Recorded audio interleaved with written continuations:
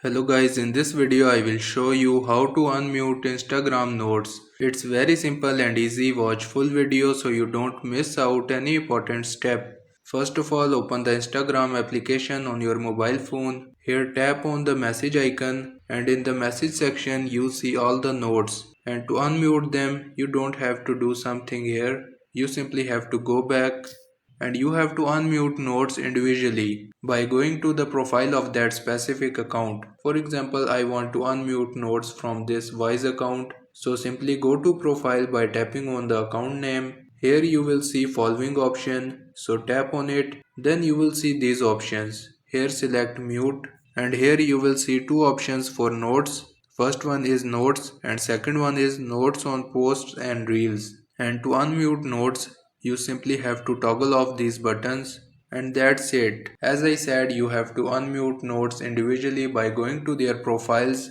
because there's not a list that shows muted notes or the people with muted notes from where you can unmute them. So you have to unmute them individually like I showed you in the video. And this is how you can unmute Instagram notes.